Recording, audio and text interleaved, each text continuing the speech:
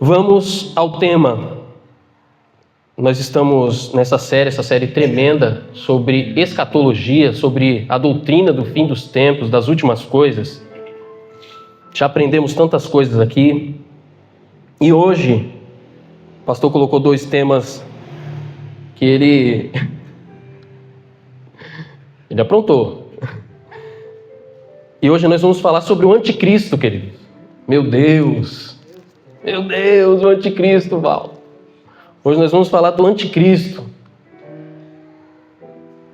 E que coisa, né, queridos? Falar sobre esse tema. A última vez que eu pensei nisso, que falamos sobre isso, aquele ainda lembrou, foi em 2016, numa EBD, que foi sobre escatologia e tal, e foi uma bênção. Olha quanto tempo faz que a gente não pensa, não para pensar nisso. Pelo menos a minha casa. E vem esta bênção, este crente, falou, cara, tem dois temas aqui para ti. Tribunal de Cristo ou o anticristo? Falei, meu Deus, vou escolher o anticristo, né, meu? Pelo menos tá mais tranquilo, que o Tribunal de Cristo deixa para os universitários. Mas esse tema, queridos, por que eu devo aprender sobre o anticristo? Tem muita coisa sendo falada sobre escatologia, né? No momento em que estamos, todo dia acontece uma coisa diferente, né? A China conseguiu pousar um foguete ontem. Com certeza alguém já falou por aí, olha, sinal dos tempos. Estão pousando um foguete, o foguete está dando ré. Olha só. Com certeza, alguém já falou isso aí. Nas redes sociais, é só você procurar, né? Às vezes nem precisa procurar muito. E quando fala do anticristo, tem um monte de especulação. Alguns dizem que é o presidente, né, atual. Alguns dizem que vai ser um papa. Tem especulação entre quando ele vai aparecer, quem será ele, qual será a naturalidade, que tipo de pessoa. Mas o texto bíblico, ele traz a nós clareza acerca disso, acerca desse tema, acerca dessa personagem histórica que surgirá. E nós vamos meditar em 2 Tessalonicenses, no capítulo 2, e também em alguns versos de Daniel e de Apocalipse 13.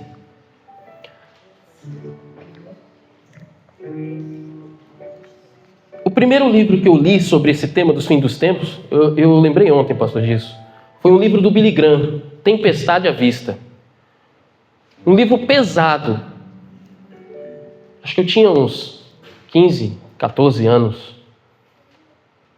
Mas ele falava sobre o anticristo de uma forma tremenda. Ele falava sobre o anticristo sistêmico, que a igreja já estava vivendo. E nós encontramos isso na Escritura. Nós encontramos na Escritura a profecia sobre a pessoa que surgirá do anticristo e sobre o espírito do anticristo que já está atuando hoje. Hoje, o espírito do anticristo já atua sobre a terra. Jesus Cristo, no capítulo 12 de João, ele disse que o príncipe deste mundo já está julgado. Capítulo 12, o verso 31 do Evangelho de João. Ou seja, existe um príncipe reinando sobre esse mundo. Existe um domínio espiritual sobre esse mundo. Mas, irmão, o salmista disse que a terra e toda a sua plenitude pertence ao Senhor. É fato, queridos. Não existe uma guerra entre bem e o mal. Não existe. Isso é fato. Isso tem que ser base para o crente. Não existe a batalha entre Satanás e Jesus. Essa batalha não existe. Jesus já venceu. O Criador é o Todo-Poderoso. O inimigo das nossas almas, nós, os anjos, tudo o que existe é criação. Somos criaturas. Os anjos são criaturas. O eterno, ele é o eterno. Deus é Deus, queridos. Essa dicotomia, essa polarização, talvez, de bem e mal, isso aí é filme da Marvel. Na Bíblia não tem isso. A Bíblia é uma história de salvação e redenção. Uma história de amor. A Bíblia não está preocupada em explicar muitos detalhes. Porque a Bíblia está preocupada em dizer para nós que Deus nos amou. E o Apocalipse, o entendimento que temos que ter dessa pessoa deve estar baseado nisso. Toda a nossa compreensão do Apocalipse deve estar focada em esperança de salvação. Na consumação gloriosa de Cristo, como Rei dos Reis, como Senhor dos Senhores. Na tremenda experiência de esperança dos santos, de redenção dos santos. E essa pessoa, o anticristo, em Efésios, no capítulo 2, o verso 2, o apóstolo Paulo diz que ele atua nos filhos da desobediência. Os filhos da desobediência são aqueles que não são filhos de Deus. Nesse texto de Efésios, no capítulo 2, a gente consegue enxergar que quem não nasceu de novo está morto no maligno. Porque nós estávamos mortos em nossos pecados. Nós estávamos separados, mas veio Jesus e nos deu vida, juntamente com Ele. Até esse momento, nós vivíamos sob o domínio, sobre a atuação do príncipe desse século, que é Satanás. Também Paulo diz em 2 Coríntios 4, verso 4, que o inimigo cegou o entendimento. Cegou o entendimento dos incrédulos, para que eles não vejam, para que eles não entendam a mensagem do Evangelho. Isso tudo é a atuação do anticristo, queridos. Isso tudo é a atuação do espírito do anticristo. 1 João 5 e o verso 1 diz que o mundo está morto nele. O mundo jaz no maligno. Eu estou falando para vocês esses textos porque esses textos comprovam que já há uma atuação. Nós conseguimos perceber isso.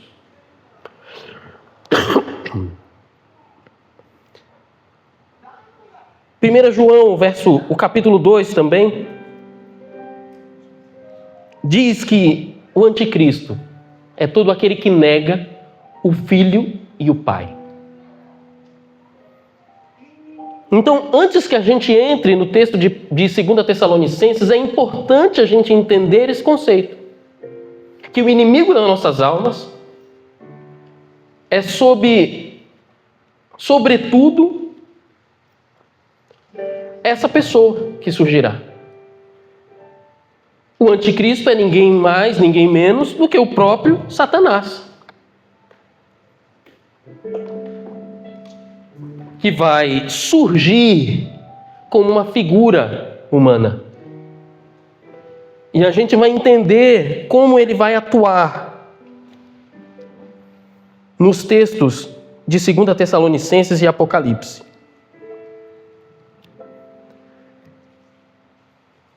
Vamos ao texto de Tessalonicenses.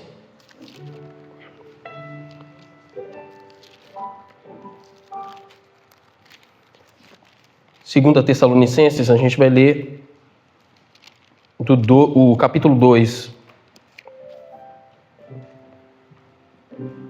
do verso 1 ao 9. Obrigado, Rose.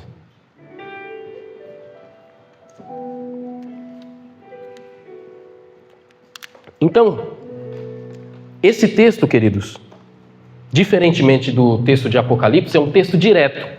Porque o texto de Apocalipse, a gente vai ler também alguns trechos, é um texto que usa de muita simbologia. O dragão, a besta que surge. Então as pessoas leem aquilo a princípio e falam: meu Deus, a besta que surgiu do mar, a besta que surgiu da terra, o dragão com 7 cabeças e nessas cabeças diademas e tal, isso tudo cria uma imagem dentro da mente da pessoa, né? A pessoa começa a ler e essa imagem vai sendo criada dentro da mente. E aí a pessoa não consegue compreender o texto, porque a imagem se torna maior que o texto. Meu Deus, que imagem que é essa, Maru? Marujo, lilá e dragão e esse negócio todo. Será que é Game of Thrones? A pessoa fica com aquilo. O que será que é isso? Né? O que será que significa? Aí a pessoa vai no YouTube. Aí no YouTube tem um camarada falando: o dragão é a Rússia, que não sei o que e tal. Aí o cara já, meu Deus, quem é?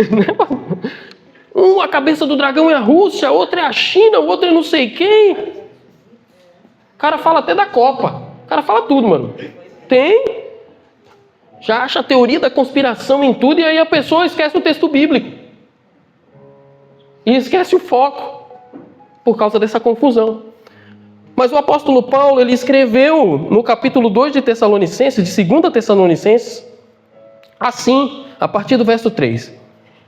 Ninguém de nenhum modo vos engane, porque isso não acontecerá sem que primeiro venha a apostasia e seja revelado o homem da iniquidade, o filho da perdição. Olha o camarada aqui.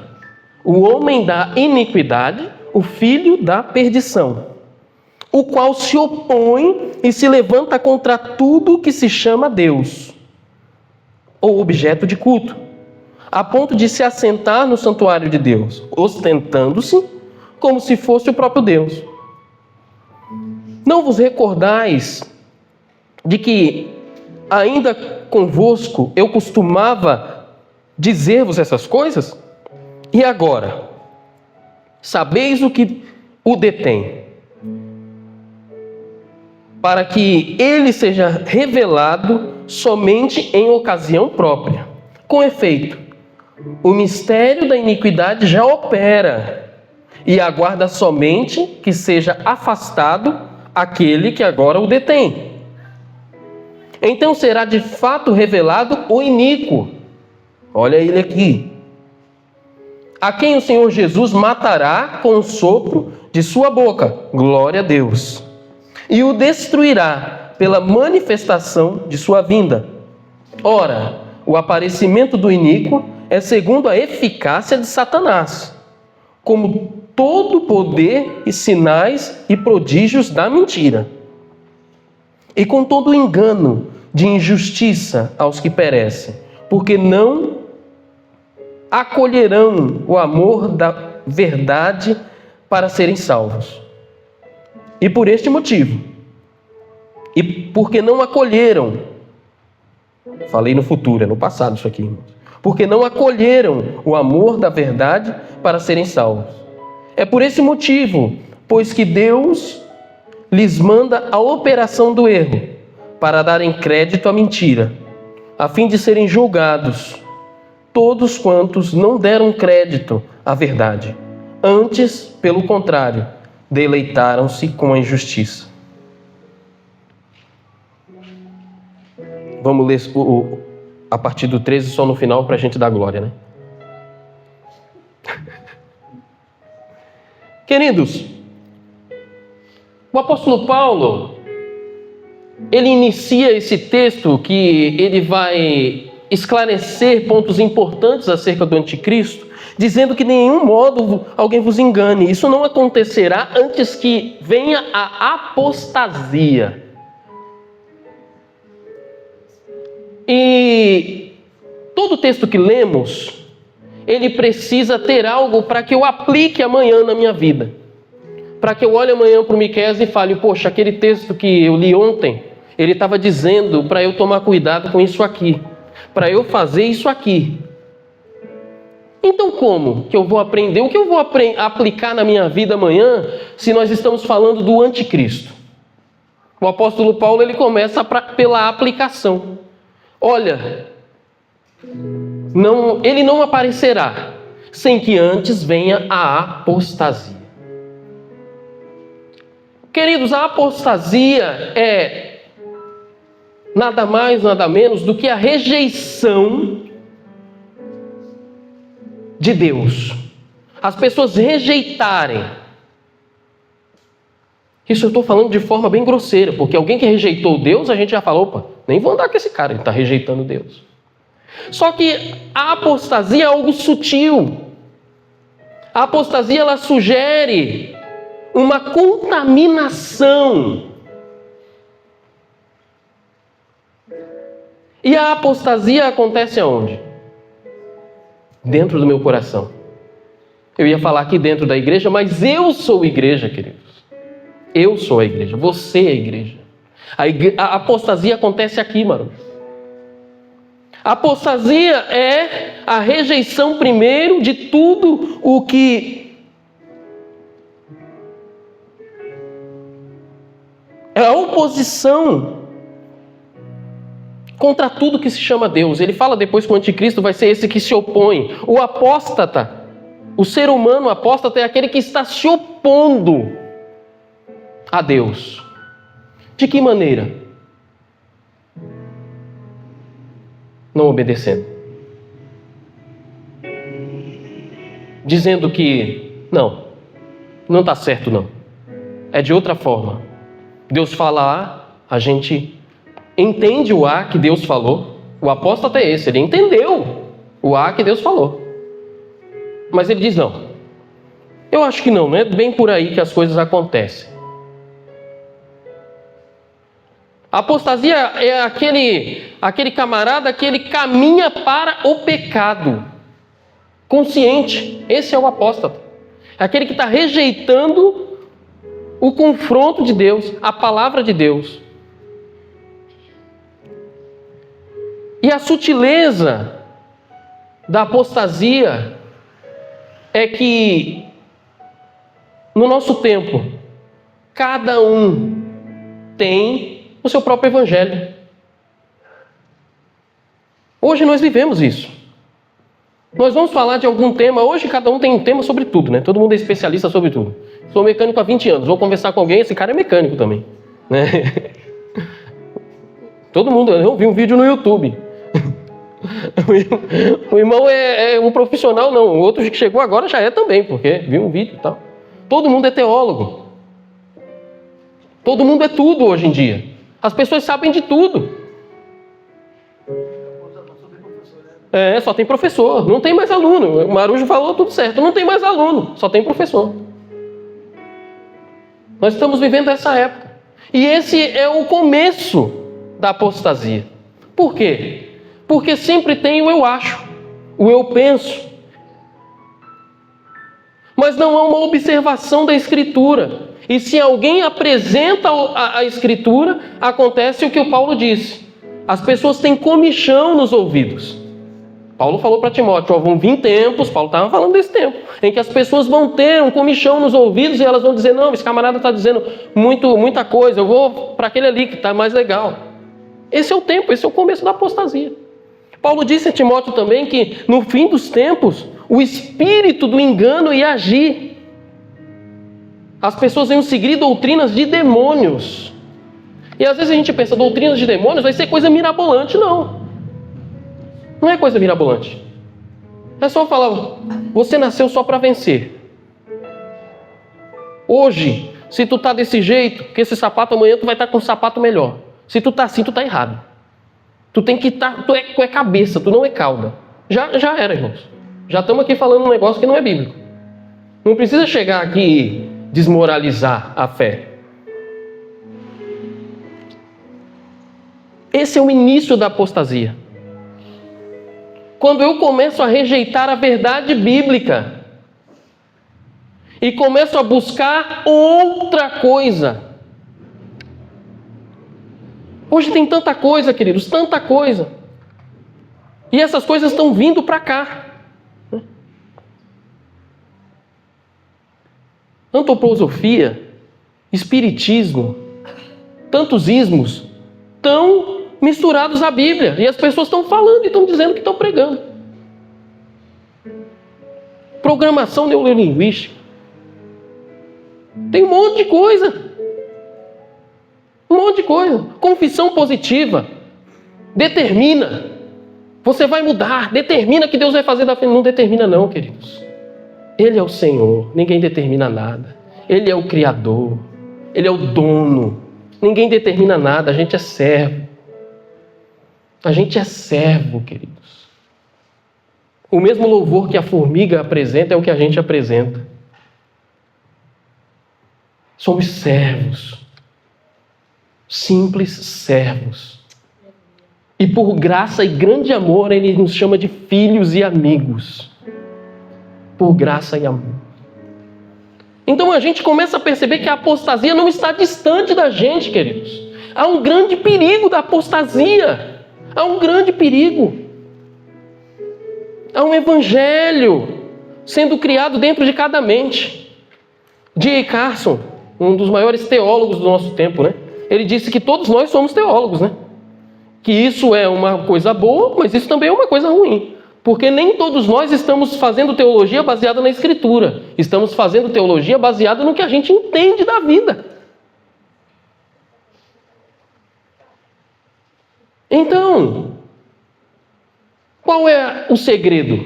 O apóstolo Paulo falou: voltem para a sã doutrina. Qual é a sã doutrina? A palavra. Leia a palavra. O apóstolo Paulo disse em Colossenses, no capítulo 3, que habite ricamente a palavra de Deus dentro de vós. Dessa forma não vai ter espaço para o que eu acho, queridos. Toda vez que eu falar o que eu acho, a palavra vem e me quebra. Toda vez que eu falar o que eu penso, a palavra vem e me quebra. Hoje, se a gente fala de pregação, eu acho alguma coisa, o pastor acha outra coisa, o outro acha outra coisa. Se a gente fala de louvor, todo mundo acha alguma coisa. Se a gente fala da cadeira, todo mundo acha alguma coisa. Se a gente fala se tem que ter jogo na Copa, não tem que ter, todo mundo acha alguma coisa. Todo mundo acha tudo sobre tudo, queridos. Mas a palavra está aqui. Às vezes está na cabeceira da nossa cama, na nossa estante de livros, no nosso celular. Ela está ali para ser lida e compreendida. O que Deus espera de mim nessa situação? Essa é a sutileza. E aí vem as coisas grotescas, né? As coisas grotescas. Estamos dentro da igreja, mas rejeitamos os princípios da palavra. Coisas básicas. O pastor prega, né, para os homens. Você tem que ser homem na sua casa. Você tem que cuidar da sua esposa. Amar ela como Cristo amou a sua igreja. Respeitá-la. Tal. Chega lá, o camarada descumpre esse princípio. Descumpre. Destrata a esposa na cara. É assim. Um princípio básico, gente. Não é básico isso? É bíblico e básico. Mas a gente quer um grande mistério. E a palavra está sendo tão simples. Ama a tua esposa como Cristo amou a igreja. E deu a vida por ela. Está lá. Aí fala para os filhos, para os jovens. Honra o teu pai e a tua mãe. Chega lá, o jovem, o filho... olhei para tu mesmo, crente. Eis que te digo do que Paulo estava dizendo lá em Efésios 6, capítulo 1. Não é de mim mesmo, não. Princípios básicos, gente, mas aí a gente não faz. O pastor fala, não tem comunhão a luz com as trevas. Aí o crente lá, opa, ó a irmãzinha lá. Não é irmãzinha nada, gente. Não tem nada de irmãzinha, não é de Deus, não tem comunhão a luz com as trevas. O princípio está lá, mas o cara quebra. Conscientemente. Isso é apostasia, gente. Isso é o início da apostasia. Eu rejeito o princípio de Cristo. Eu rejeito a palavra na cara de pau. E às vezes até peço a anuência do pastor, né? A Bíblia está dizendo que não, mas eu vou lá, pastor, o que o senhor acha? Busco uma profecia? E às vezes vem uma profecia. Que nem já veio gente falar, olha, foi profetizado que eu tenho que separar da minha esposa. Eu falei, meu Deus! Isso é apostasia, gente. Isso está no nosso meio. Quantas vezes? A palavra está dizendo A, mas a gente faz B, né, Marujo? Isso é todo dia na nossa vida, gente. Há uma luta constante da carne contra o espírito para que a apostasia não tome conta da gente, para que a gente não o rejeite, porque isso se torna rotineiro.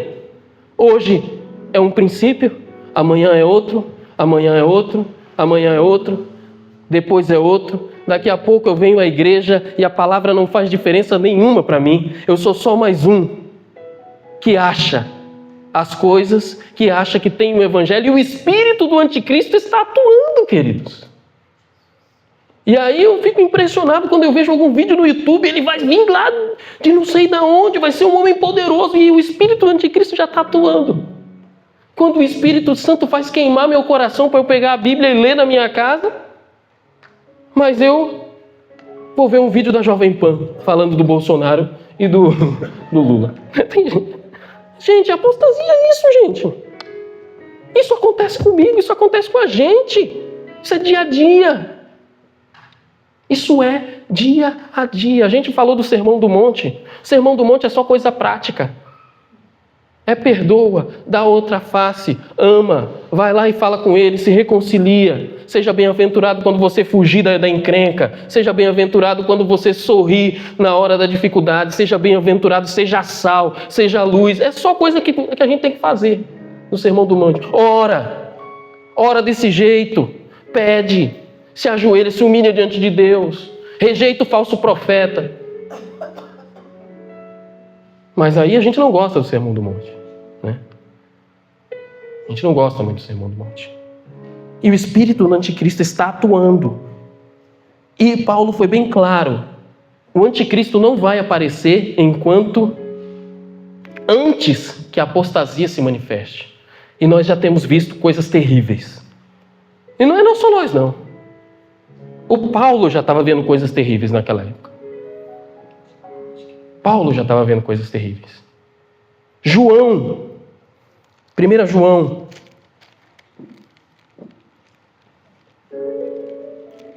o mesmo João que teve a visão fantástica do Apocalipse, ele escreve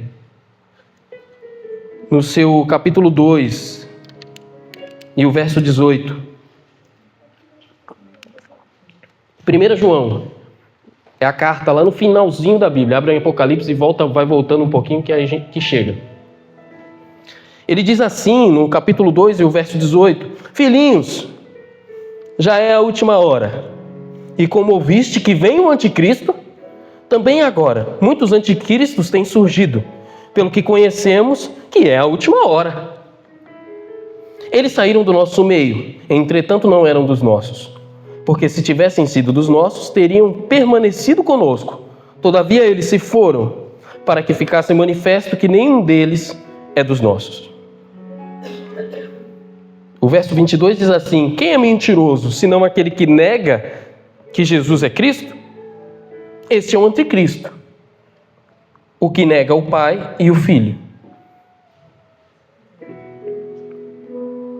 Às vezes a gente não presta atenção em que negar Jesus não é uma coisa assim, eu não quero, não, Jesus não é.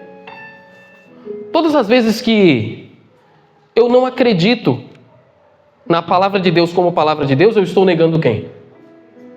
A Cristo. Eu estou negando o Pai, estou negando o Filho. Todas as vezes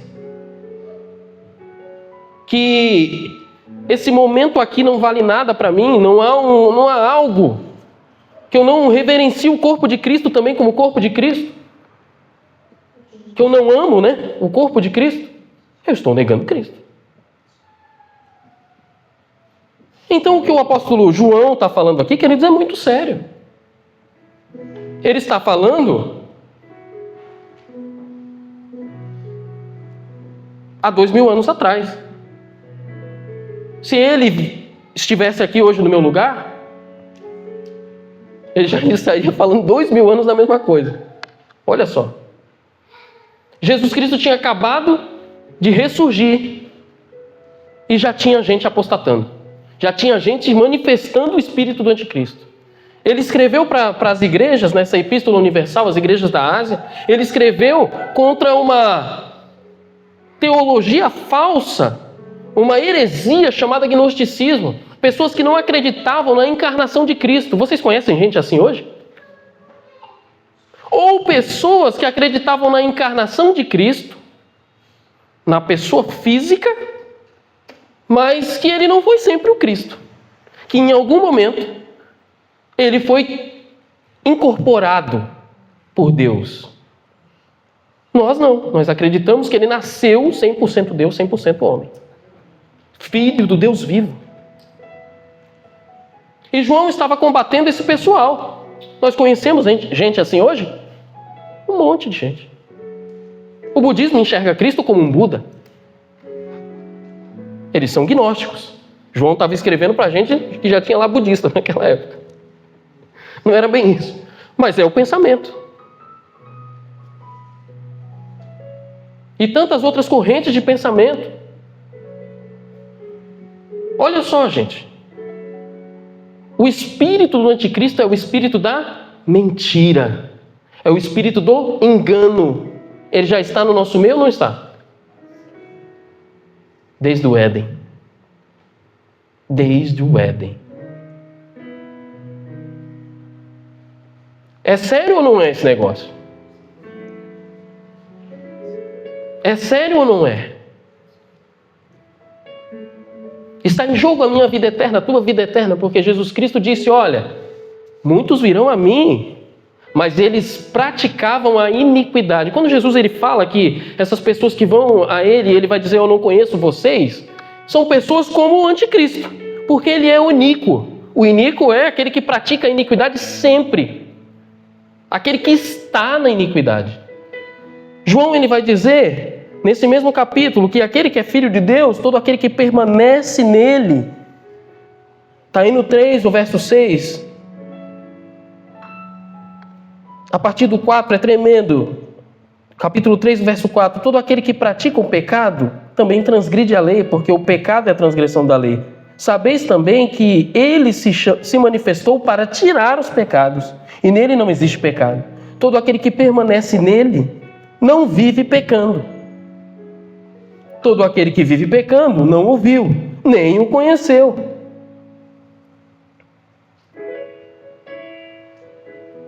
Filhinhos, não vos deixem enganar por ninguém. Aquele que pratica a justiça é justo, assim como ele é justo. Aquele que pratica o pecado procede do diabo, porque o diabo vive pecando desde o princípio. Para isso se manifestou o Filho de Deus, para destruir as obras do diabo. Aquele que é nascido de Deus não vive na prática do pecado, pois o que permanece nele é a divina semente. Ora, esse não pode viver pecando, porque é nascido de Deus. Eu lembro que a primeira vez que eu li esse texto criou uma tempestade tão grande na minha mente, queridos. Tão grande, mas tão grande. E eu falei, meu Deus, eu nunca vou entrar no céu, porque eu vivo pecando. E eu sentei com meu pai e falei, pai, esse texto aqui, como é que funciona esse negócio? Ninguém vai, ninguém entra. Ele não é sobre isso, filho. É sobre o que está dentro de nós. É sobre ter ou não uma luta. A pessoa que vive pecando, ela não vive numa luta contra o pecado. Ela vive pecando. Se você se acostumou ao pecado, se você ouve a palavra de Deus, mas você se acostumou ao pecado de forma que a palavra de Deus ela já não muda, ela já não te intriga, ela já não te confronta, ela já não te toca. Tem que acender uma luz aí, amarela, de atenção. Porque você e eu, nós temos que viver uma luta constante contra o pecado. Se o pecado que eu vejo não me agride, se o pecado que eu pratico em algum momento não me agride, não me ataca, eu não sinto repulsa disso, das minhas ações más, se eu não consigo ir diante de Deus e dizer os meus pecados diante dele e pedir perdão por esses pecados, pode significar que eu estou acostumado com eles. Pode significar isso. O A.W. Tozer, ele coloca uma coisa tremenda. Está lá naquele livro que o pastor colocou no grupo de louvor. 5 votos para se obter poder espiritual. Ele diz, não pegue leve com o pecado. Enumere, dê nomes e vá diante de Deus e fale, Deus, eu faço isso, eu faço isso, eu faço isso. Não pegue leve com o pecado. Porque deve ser criado dentro de mim, dentro de você, uma aversão ao pecado. Porque o iníquo, o diabo, queridos, é ele que está acostumado com o pecado. Nós nascemos de Deus, da luz. Se vemos alguma coisa que não está de acordo, isso deve gerar algo no nosso coração. Isso deve gerar uma pequena repulsa, isso deve gerar um incômodo, isso deve gerar algo. Mas o pecado está nas nossas mãos, está nas nossas telas, está na nossa frente. Quando a gente está andando, o pecado está à nossa volta. Ele está tudo que vemos, ouvimos.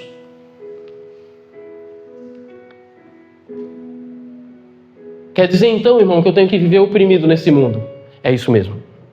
Eu e você devemos viver com dor nesse mundo. Deve doer viver nesse mundo. É a dor do pecado, queridos. Se não dói, tem algo errado.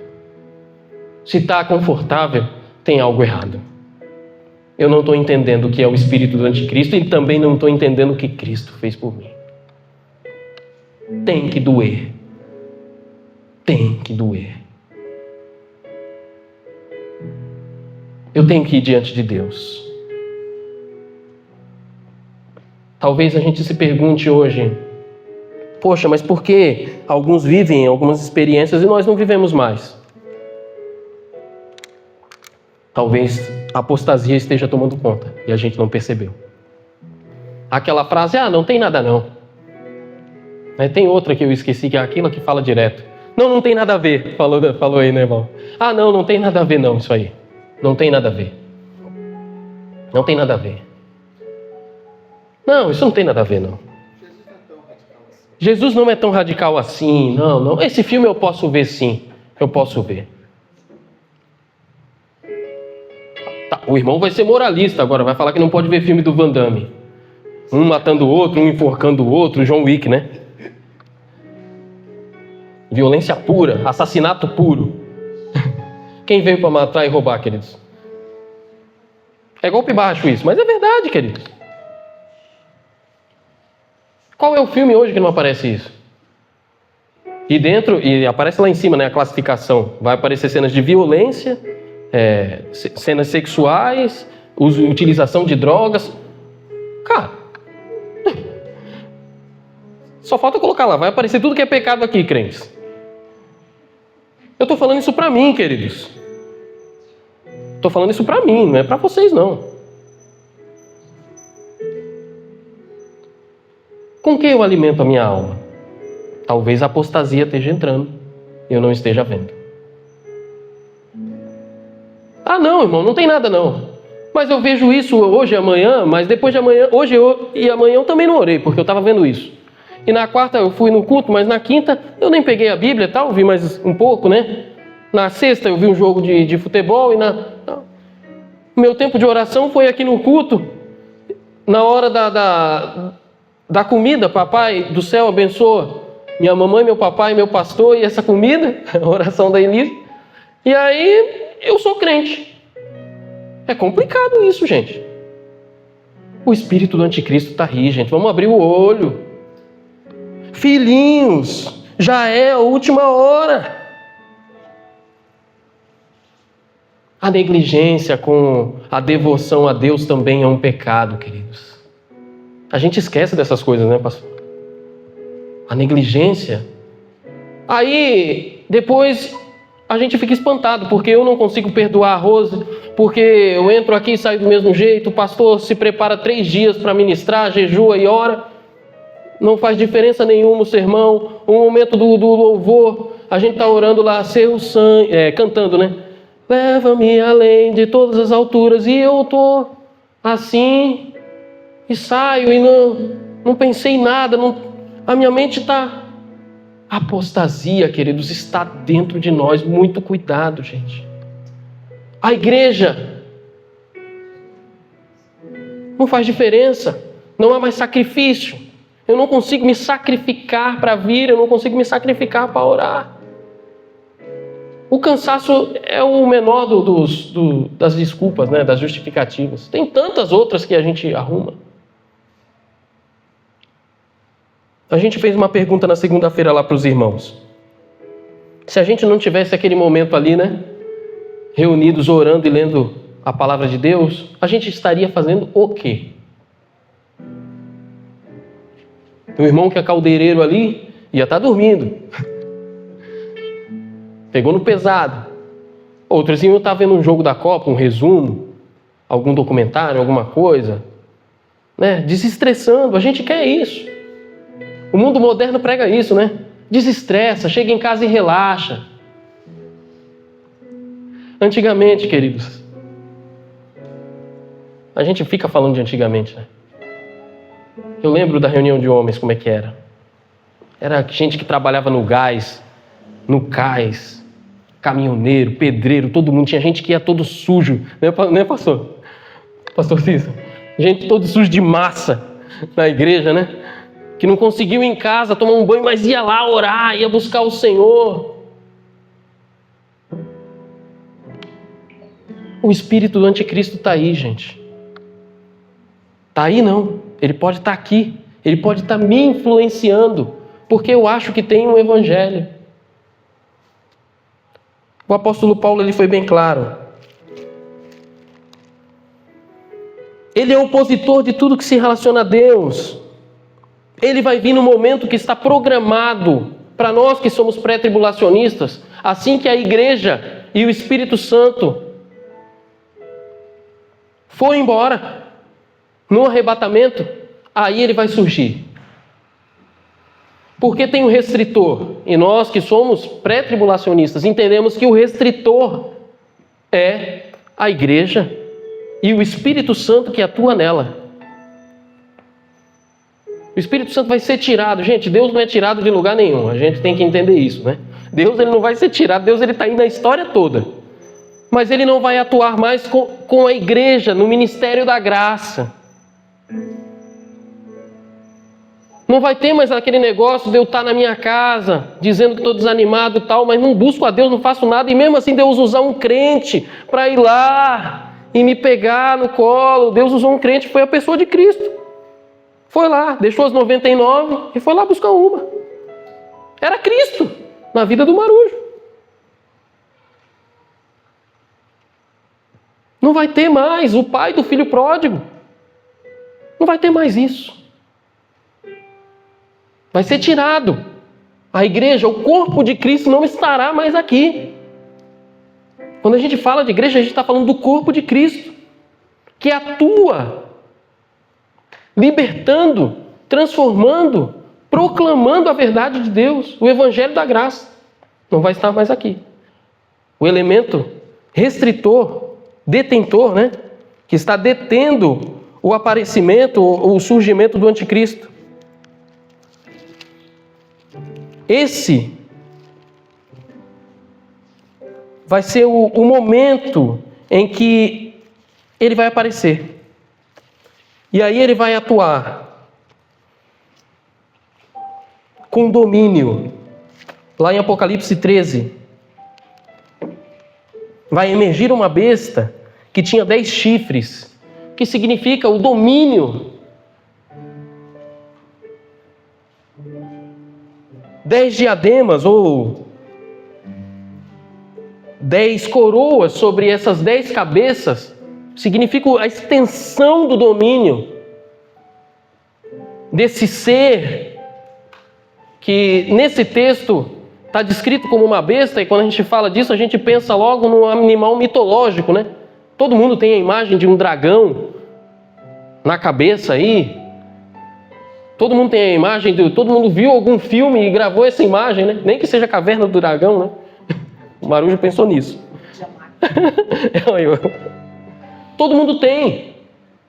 Significa simplesmente que ele terá um domínio sobre toda a terra. Lá no capítulo 8 de Daniel, está escrito que ele vai ser um rei que vai ter domínio sobre a terra, ele vai influenciar as nações. Então vai ser um homem, queridos, dotado, como o apóstolo Paulo disse, da eficácia do poder de Satanás, para enganar. E ele também vai fazer sinais e prodígios. Isso significa que ele vai mexer em alguma coisa no mundo físico e transformar alguma coisa. Alguns dizem que é pela tecnologia. Tem gente que está falando que é IA, né? Que ele vai usar. Tem gente que está falando um monte de coisa. Mas com certeza, queridos, é um homem dotado de um poder que nenhum outro ser humano teve. Que não foi visto, que não foi imaginado ainda. Esse vai ser o iníquo, o filho da perdição. Esse homem vai se levantar. O espírito dele já está atuando para enganar. A Escritura diz que até os eleitos, Então, esse ser, que é semelhante a um leopardo, com pés de urso, com boca de leão, e deu-lhe o dragão o seu poder, o seu trono e grande autoridade. Aqui está claro, Todo mundo sabe quem é o dragão, É ele mesmo. E ele deu para esse ser, para o anticristo, toda essa autoridade. Esse camarada dá o que não é dele mesmo, Ele tentou fazer isso com Jesus Cristo. Mateus 4 está escrito lá, ele pega Jesus, Tem até a discussão, Foi literal, não foi literal? Jesus, quem era Jesus, Mas o fato é que ele pegou Jesus e levou até um lugar alto e falou, olha só o tamanho do poder desse camarada, mano. Era Jesus, Não era nós, Ele pegou Jesus físico, mas também eterno, e levou lá e falou, se você prostrado me adorar, isso aqui tudo é teu. Nem era dele. E Jesus com a palavra, só o teu Deus você vai prestar culto, só Ele você vai adorar. Ele tem poder, queridos.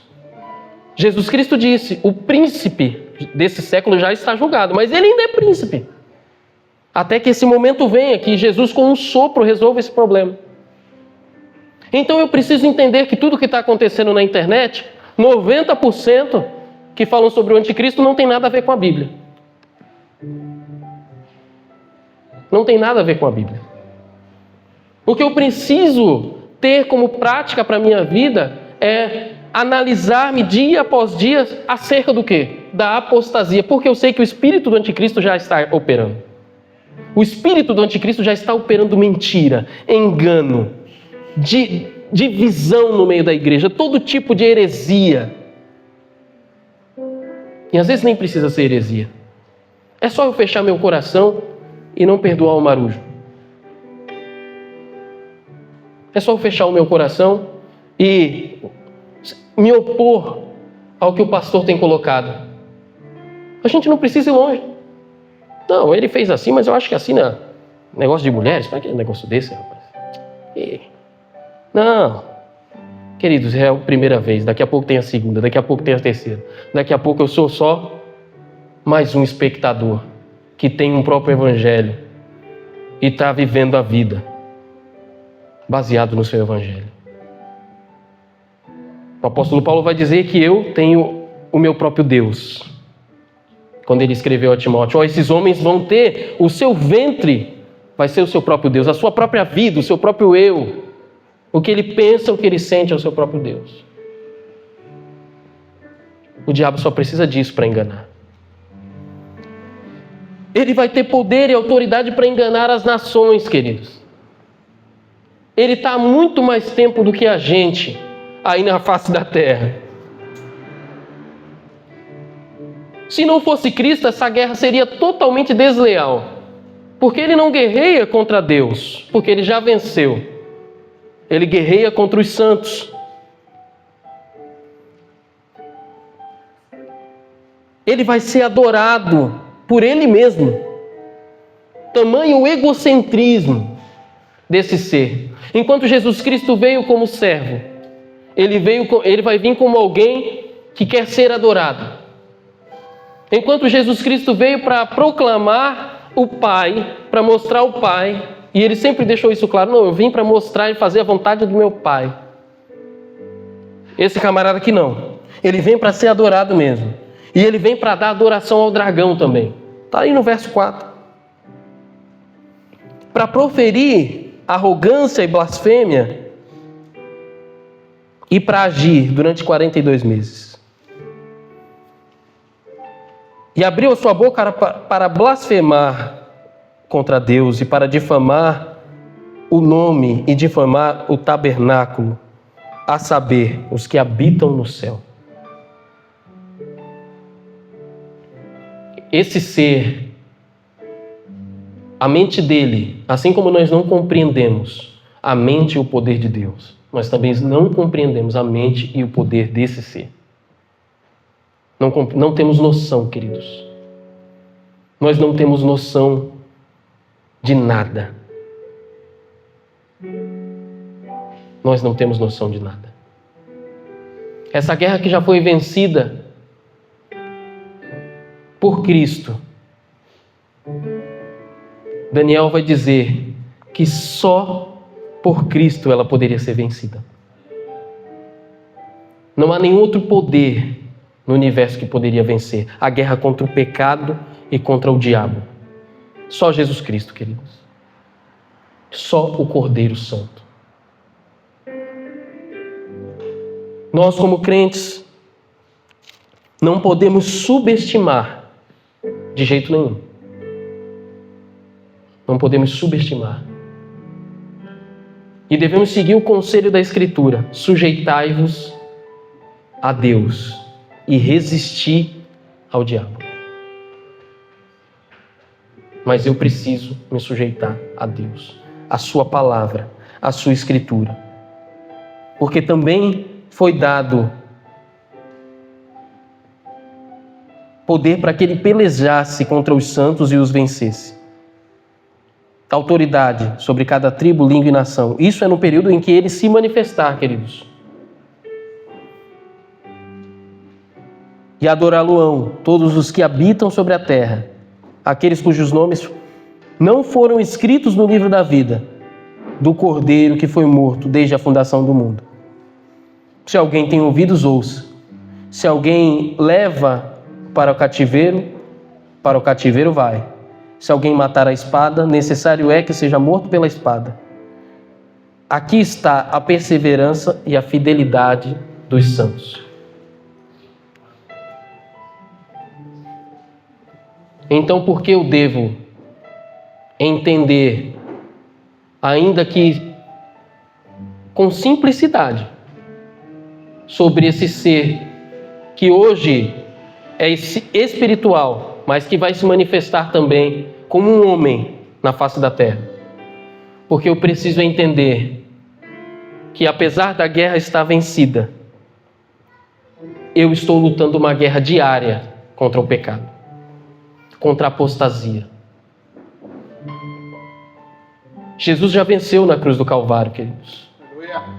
Mas amanhã eu preciso estar diante da cruz de joelhos. Depois de amanhã também. E depois, no outro dia, eu também preciso estar diante da cruz de joelhos, prostrado, até que o Senhor venha. Se em algum momento eu me levantar e eu achar que tem um evangelho melhor do que esse que já foi pregado, se em algum momento eu me acostumar com o pecado, se em algum momento eu começar a me opor ao corpo de Cristo, ao evangelho da cruz, significa que a apostasia está entrando na minha vida. Vamos ficar de pé.